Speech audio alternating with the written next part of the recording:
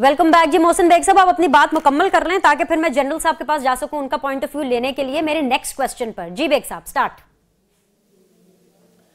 बात यह है कि जैसे मीर साहब ने कहा कि लिखा हुआ बयान था, बड़ा जिम्मेदाराना था। आप देखिए 3 टाइम प्राइम मिनिस्टर रहे।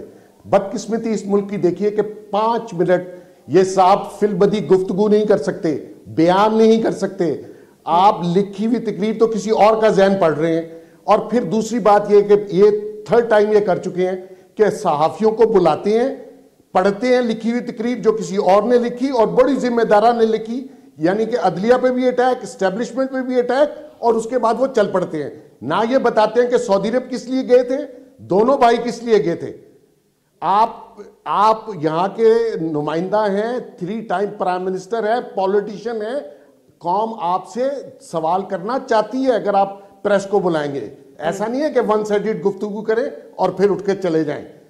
सेकंड बात यह है कि आप अगर इस सारी सूरत हाल को देखिए जो पिछले दिनों से ये साहब कर रहे हैं, नवाज शरीफ साहब, तो इसमें जिम्मेदारी कहां है। अगर आप प्राइम मिनिस्टर रह के आप धमकी देते हैं कि मैं राज 4 साल के खोल दूंगा, तो आप फिर सारे बयानात बताइए कि आपके साथ एस्टेब्लिशमेंट के तल्लकात इन 4 सालों में क्या थे और इससे पहले क्या थे, और आपने किस किस साजिश में इस जमहूरियत को नुकसान पहुंचाया।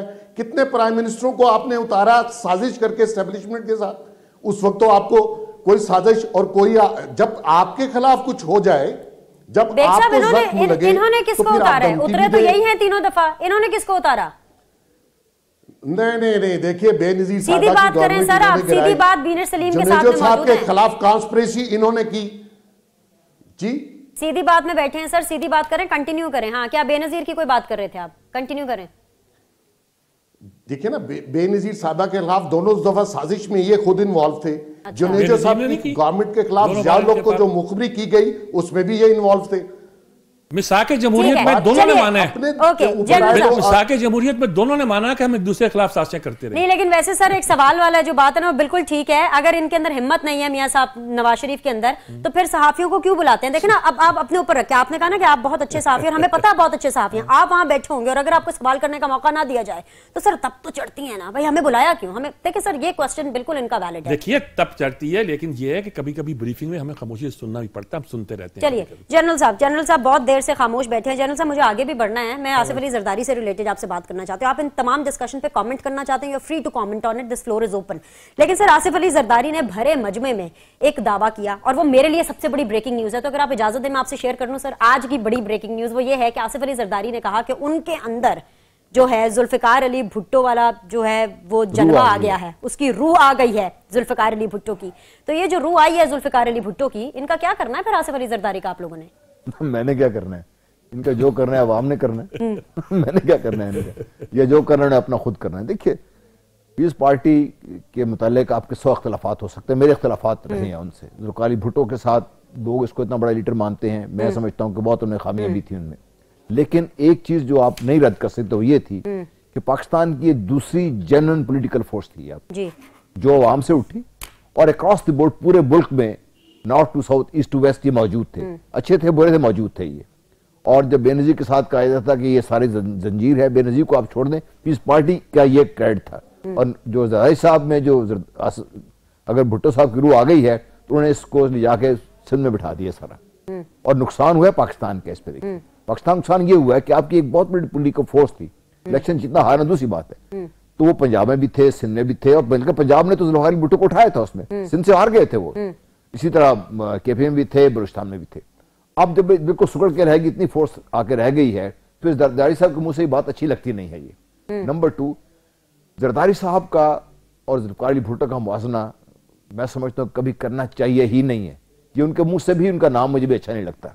ठीक है, भुट्टो एक बहुत ज़हीन और बहुत बड़े सियासतदान थे। उनकी सबसे बड़ी कंट्रीब्यूशन है जो उन्होंने पाकिस्तान को एक आइन दिया, वो तफरीका तौर पर लेके आए इसको आइन को, वो मैं समझता हूँ बहुत बड़ा एक कंट्रीब्यूशन है, जिसकी वजह से आज तक हम लूली लंगड़ी जमहूरियत हो, डिक्टेटरशिप हो, आइन को कभी किसी ने नहीं तोड़ा। इसको वो चलता रहा, इसको आइन को सस्पेंड कर दिया गया, ये कर दिया, लेकिन वो चलता रहा, और वो एक आपका कॉमन थ्रेड रहा है आपकी नेशनल लाइफ का सारा इसका।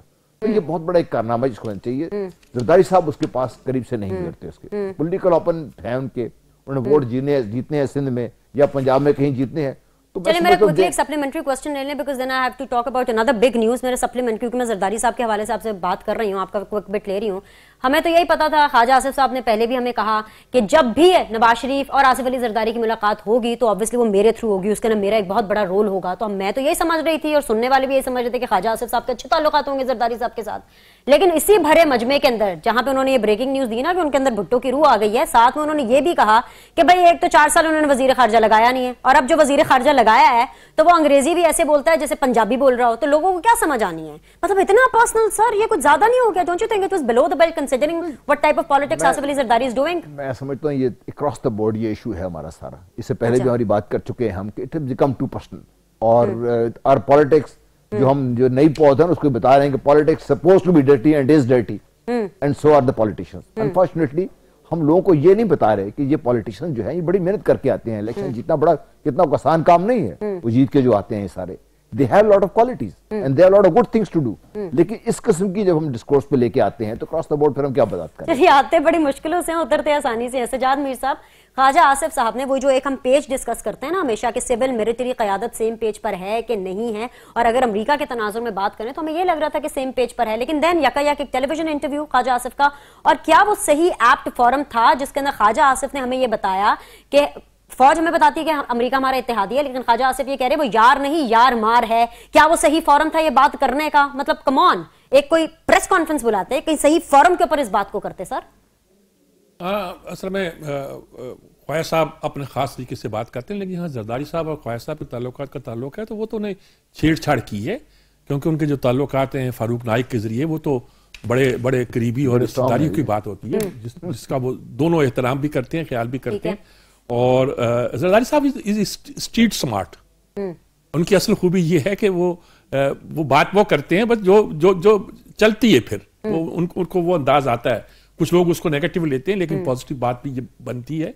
और यकीनन मैं तो उन लोगों में से नहीं हूं जो भुट्टो साहब के हामी रहे हो कभी, और ना मैं अब कोई जिन बातों पे मैं इख्तलाफ करता था ना अब उन बातों पे मैं कोई इत्तेफाक करता हूं भुट्टो साहब के साथ।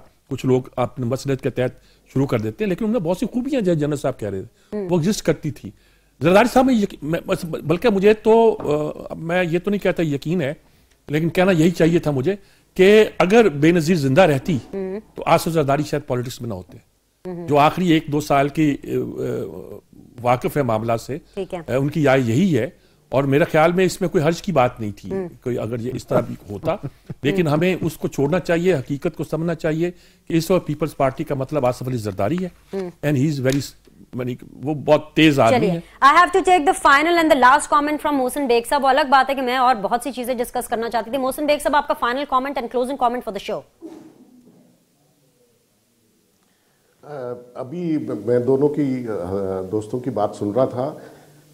पीपल्स पार्टी नेचुरली उसको बहुत डैमेज हुआ जो मौजूदा लीडरशिप है, और जैसे इन्होंने कहा कि उनको शायद जरदारी साहब पॉलिटिक्स में ना होते, यस ऐसी बात थी, क्योंकि हमारे यहाँ बहुत से सियासतदान जो इस वक्त मौजूद हैं वो हादसात के नतीजे में परवान चढ़े और समहाउ किसी ना किसी तरीके से वो पॉलिटिक्स में भी आए और बहुत बड़े ओहदों पे भी इस मुल्क में रहे, जो कि हमारे मुल्क की बदकिस्मती है। हमारे मुल्क को ना तो कोई अच्छा लीडर मिल सका, ना अच्छे ओहदों पे हम लोग फाइज कर सके, ना अदारों में, ना वैसे मिनिस्ट्रीज में। और ये जो आज हम एज ए पाकिस्तानी हालात फेस कर रहे हैं, उसकी बड़ी वजह यही है कि हम अच्छे लोग सिलेक्ट नहीं कर पाए किसी भी जगह पे। Fair enough, thank you very much for your comments. हम अच्छे लोग सेलेक्ट नहीं कर पाए अकॉर्डिंग टू मोहसिन बेग साहब, और शायद इसीलिए यहाँ पे लीडरशिप का फुकदान है। शो कैसा लगा हमें फीडबैक जरूर दीजिएगा। इंशाल्लाह ताला आपसे नेक्स्ट वीक मुलाकात करेंगे। Look after yourself. अपने तीनों पैनलिस्ट का बहुत बहुत शुक्रिया। I will see you soon. Allah Hafiz.